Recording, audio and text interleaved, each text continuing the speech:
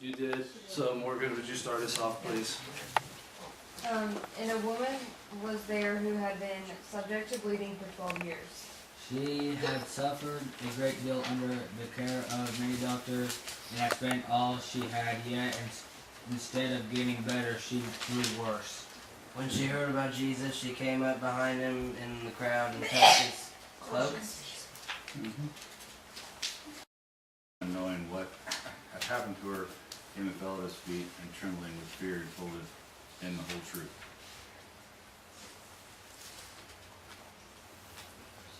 But the woman fearing and trembling, knowing what had been done to her, came and fell down before him and told him all the truth.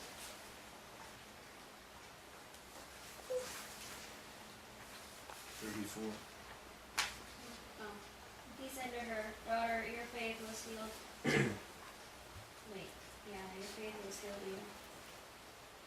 Go in peace and be free from your suffering. All right, actually, we can stop it right there because I think it's really pick it up. The other story that's wrapped kind of around it.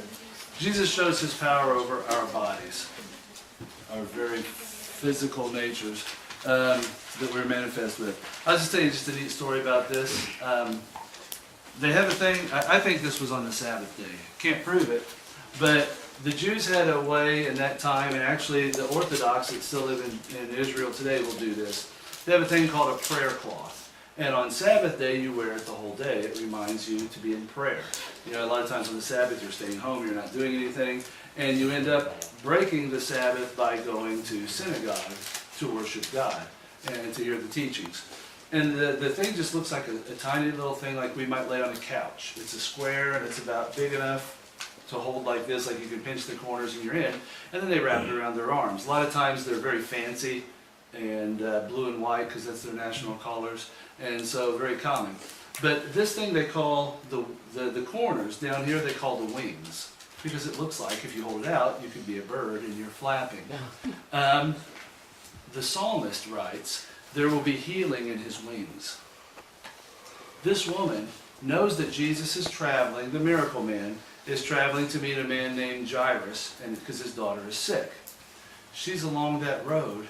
She can't quite get to Jesus. There's a huge crowd, his 12 disciples, everybody's talking, it's noisy. She thinks, if I could just touch his wing, I could receive a healing. She's got about 4 problems. The main one is she's been bleeding. She's been bleeding for 10 years. She's gone to every doctor. She has no hope. The doctors can't cure her. She is now out of money. And so she's got nothing to offer. And she just gets close enough to touch Jesus. What a cool story. Metaphor for us, just touch Jesus. Just get close enough to touch the wing of his garment. And you can be healed. God can heal anything, anytime, anywhere. Let's go ahead and wrap it all up, and I want to make a little bit of something out of it. Mark? Yes, ma'am. So, Jesus shows his power over what? Our bodies. Over our bodies. Anything with us, he can heal. The next story you're going to see, we have to skip verses, so everybody be alert to the paper that you've got. We're going to start at 22, read a couple of verses, and then it goes into that one story that we just talked about, and then back to the Jairus story. So 5:22.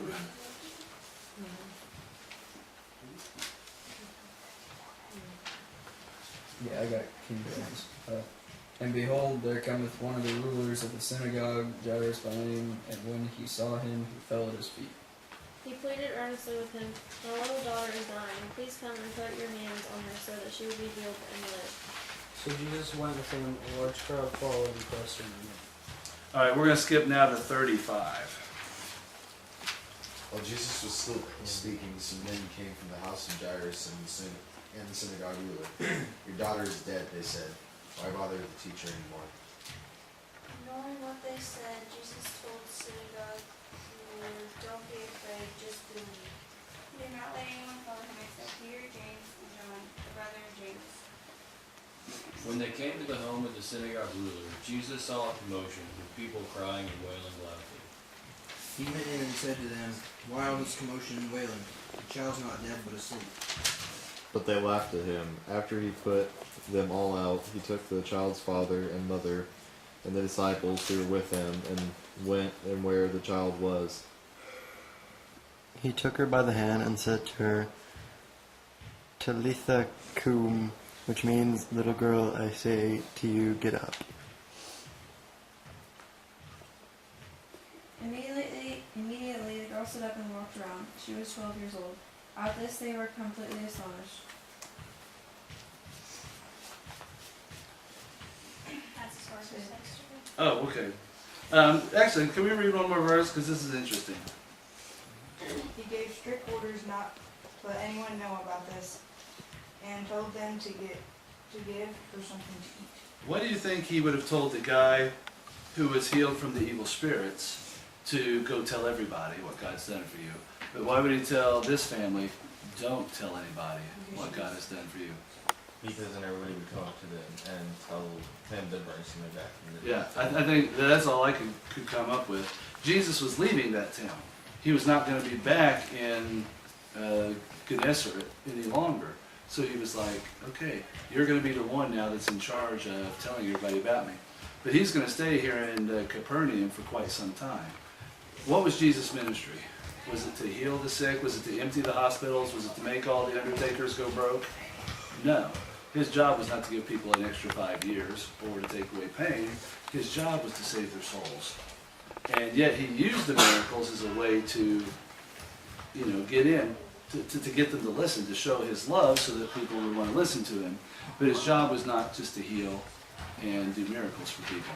So I think he's saying to them, hey, don't go around telling everybody what I did. I did it because I love you, Jairus, but don't get on anything.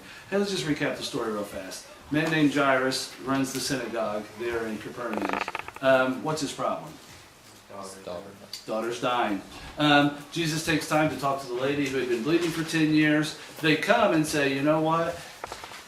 You took too long. She's now dead. Jesus says what? She's asleep. She's not dead. She's only sleeping. At this, the crowd laughs. Ha ha ha, stupid Jesus. Guys, don't let your actions be dominated by the critics. In your life, you're going to have people who criticize you. It may be family, it may be friends, it may be teachers, it may be coaches. You'll have people who put you down. You'll have people who laugh at your beliefs and at your actions. Don't let your life be guided by the critics. What I have found, and maybe some of the other old folks up here in the front, if you please the critics, are they ever going to be pleased with your life? No, they'll find something else to criticize. Be who God created you to be. You can make one critic happy, and you're going to make another critic unhappy. I know Aesop tells a story about a boy and a grandpa who were going into town, and the boy let grandpa ride on the donkey. And as they got a little ways, somebody saw them on the side and said, "Look at that old man! How mean he is, making that little boy walk while he rides." So they switched. And the next person down the road said, "Oh, look how that little boy! He's got this old man. He's forcing him to walk, and he won't ride." They both decide to ride. The next person they see says, "Look at those two people, how they're burdening that poor donkey. They're both riding. One of them should walk."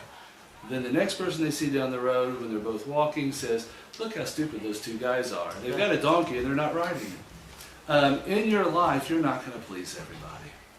You will have critics. Don't let the critics control your life. Don't let them dictate your actions. If Jesus let the critics control him, he would have left when he heard Jairus' daughter was dead. But Jesus knows he's got a higher calling than to please people who can't be pleased. And he goes in and he raises the girl from the dead. He shows he has power over life and death. I think he's trying to show the disciples, and here's what I want to add it up for us if we can before we take off. If your problem is with you, I can handle it. If your problem is with death in the afterlife, I can handle it. If your problem is something physical, I can handle it. If your problem is something spiritual, I can handle it. I think he's trying to convince 12 people, and I think he's trying to convince today the 30 people in this room that come to me. Come to me. I put on the front of the guide what I think is the key verse in all the Bible, key verse in Jesus that he says. It says, come to me, all you who are weary and heavy laden, and I will give you rest. Jesus I think his whole ministry is about come to me. No matter where your problems lie, Jesus has the power to save. Number two, no matter how severe your problems are, and I'll be honest with you, you're not going to meet anybody as severe as that poor guy who was cutting himself, running around with chains naked, and screaming out and scaring everybody. Your problems are not that bad, and Jesus can handle yours. No matter how severe your problems are, Jesus' power is superior. You guys know math and the symbol greater than? You can just put Jesus greater than problems. Actually, that's really cool. Can you write that up there? We're going to learn some math in here today. We're dropping some... Is this algebra is greater than algebra? Dropping some deuces. Okay. And finally, the last point I want to make, and then we're going to take off. People still need to see miracles to accept our testimony. Jesus' ministry was, thank you, brother. Jesus' ministry was, I'll do a miracle so that they'll know I know what I'm talking about. Then I'll teach them about God. I think people are no different today, 2,000 years later. They need to see a miracle. The problem is, I can't. Did you guys hear about the preacher that got bit by the snake and he died? It was a snake handler preacher, and I was like, what did you think was going to happen? You handle snakes, you get bit. People still need to see miracles so they will believe God. However, we can't calm a storm. I can't cast out demons. So what miracle can I show people? I do have a very powerful one. What's that? Yeah. God's greatest miracle is a changed life. If I can show people a great amount of love, because I was born a very selfish person, a very egotistical person. And if I can show people how much I love them, how much God loves them, the life that has been touched and the life that has been changed is God's greatest handiwork. I mean, I think for God, it's easy to calm a storm because He created it. He knows what to say to calm it. I think all the other miracles were easy. The hardest thing for God, I think, is to change a life. And we need to show people that God's miracle in us today. Did I finish all those words for you? Okay, there's a life that has changed. People still need to see miracles. And then after you show them a miracle, don't forget to teach. Like, once you show people the love of God that He's poured into you, let them know why. I mean, you guys know if you've been on mission trips or other trips or work service with me, that's what we do. The CIY conferences, that's what we do. We show people we love them, then we tell them. It's a two-step, and without either step, it's ineffective. If you don't show them that God loves them, that you love them, they're not going to listen.